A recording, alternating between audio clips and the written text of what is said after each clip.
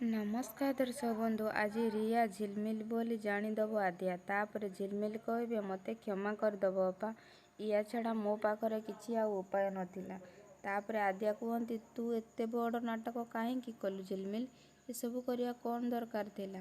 ତାପରେ ଝିଲମିଲ କୁହନ୍ତି ତମେ ମୋତେ ପୁନିତ ଆଉ ତାଙ୍କ ମାମାକୁ ଜାଣିଛ। ବାସ୍ ସେମାନେ ଏକାଠି ହୋଇ ମୋତେ ଘରୁ ବାହାର କରିଦେବା ପାଇଁ ସବୁ ରେଡ଼ି କରିସାରିଥିଲେ। ଆଉ ସେମାନେ ଭାବିଥିଲେ ଝିଲମିଲ ଏଇ ଘରୁ କାନ୍ଦି କାନ୍ଦି ଚାଲିଯିବ ଆଉ ଧୀରେ ଧୀରେ ପୁନିତକୁ ଭୁଲିଯିବ। ହେଲେ ମୁଁ ଝିଲମିଲ ନା ଏ ଘର ଛାଡ଼ିବି ନା ପୁନିତ ମୋ ସ୍ୱାମୀକୁ। ଆଉ ହଁ, ଯୋଉ କଷ୍ଟ ସେ ମୋତେ ଦେଇଛନ୍ତି ସେଇ କଷ୍ଟ ମୁଁ ରିୟା ହେଇକି ଦେବି। ତାପରେ ଆଦ୍ୟା କୁହନ୍ତି ଏସବୁ ତୋର ପ୍ରତିଶୋଧ ନୁହେଁ, ଏସବୁ ତୋର ଅଧିକାର।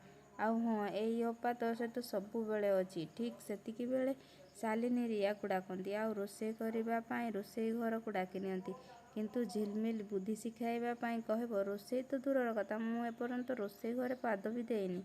ତାପରେ ଏ କଥା ଶୁଣି ସାରିଲା ପରେ ଆଶ୍ଚର୍ଯ୍ୟ ହୋଇଯାଆନ୍ତି। ଆଉ ତାପରେ ଶାଲିନୀକୁ ରିୟାକୁ ରାଗିଯାଇ ନିଜେ ରୋଷେଇ କରିବାକୁ ଯାଆନ୍ତି। ଏସବୁ